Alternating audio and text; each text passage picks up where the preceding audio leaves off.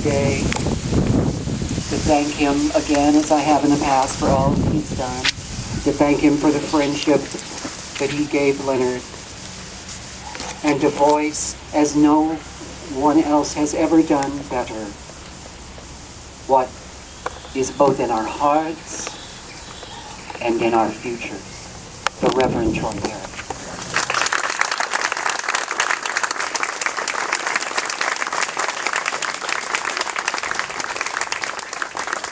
I want to let you know I'm the last speaker, all right, before I say it. All say hooray. I know, so just hang with me for just a moment. I stand before you here today, a very proud gay man, a member of the clergy, and a proud Vietnam-era veteran. I want to tell you today that for a long time I was the real queer in our community, because I was proud to have served my country.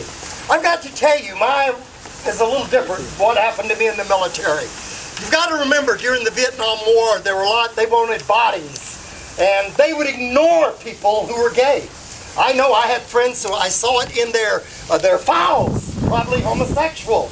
But back then they wanted bodies. Well, when I finally received my draft notice from Mobile, Alabama, my gay friends asked me, said, "Are you going to check the magic block?" And I said, "What magic block?" And they said, "Right under tuberculosis and cancer is practicing homosexual." I said, "Absolutely not, I'm not practicing anymore. I'm a homosexual."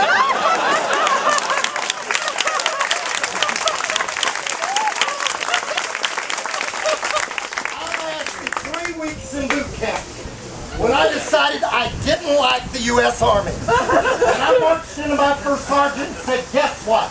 He said, "What?" I said, "I'm a homosexual."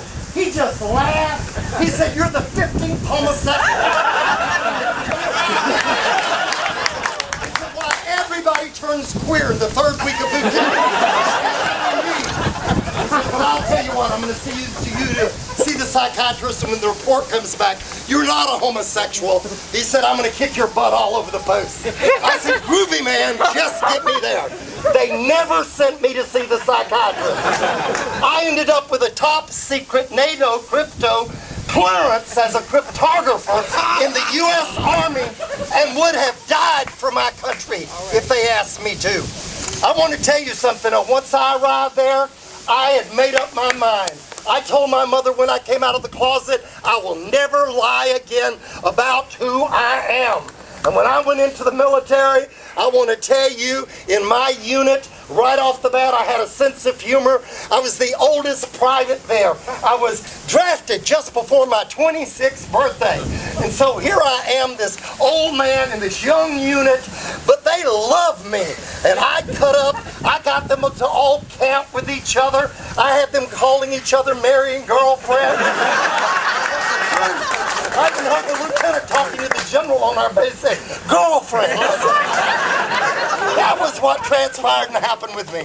When I came out of the military, and I want to tell you that I came out with my discharge, and no problems whatsoever.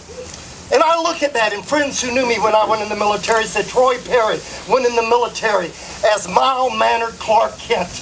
But when he came home, he was Superman." And I've got to tell you something, it's really the truth. I'm like these speakers. I love the military.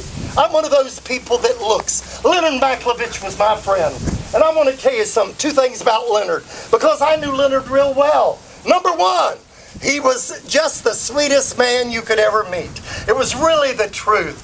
And when he first met me, he and I sat down and we talked. And in the middle of the conversation, he said to me, he said, "I'm a Mormon and I'm a Republican." And I said, "Don't tell anybody that." I said, "Whatever you do, don't do it. They will call you a pervert in our community." But we joked, and it was really true. He was that conservative. He had been, being in the military, he was very, very conservative. But this sweet, sweet man, this man who cared about other people, he was thrust in some ways into the spotlight. Leonard in some ways was not prepared. It was unbelievable. And when all of that transpired and happened, he and I would talk on the telephone. I have this wonderful picture of he and I together where we're telling a joke and laughing. And I printed it, had it printed in my book, Don't Be Afraid Anymore, in the photographs there, because I loved this sweet man. He had courage, like all of these who have been in the military, who have fought for all of our freedoms. When David Mixner was here earlier, like he said, David's one of my oldest friends too, and he's the pacifist, and I'm the person who's always taken up for the military. You know, it's amazing to me as I look at Leonard, how courage he had, the courage. He traveled with us. I was one of those 4 people that we traveled the nation, raising money for the BRICS initiative in the state of California. He would speak about being in the military. He would get up and he would talk about it. You know, I want to let you know something. As soon as Don't Ask, Don't Tell is defeated, Metropolitan Community Church is going to put in the first gay chaplain in American history. I want to let you know.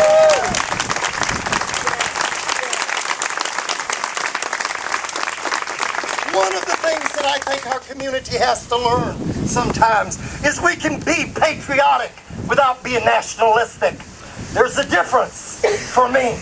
Being patriotic means, yes, my heart still bursts when we hear the Star-Spangled Banner. Earlier I was singing along with the guys as they sang with it. When I see the flag, it excites me as an American. But I never want, you know, all of these individuals who have been in the military, all of us, we know we don't want to see war. The last thing usually the smart military leaders is they don't want war. I'm pro-GI and anti-war. I want to let you know right now as I stand here with you. But I do realize, and I thank God for people like Dan and all the other speakers who have spoke here, the others who have served in the military, because whatever we do, we cannot stop this fight until we win. Last Sunday, I preached in our church for our 41st anniversary of my founding Metropolitan Community Church.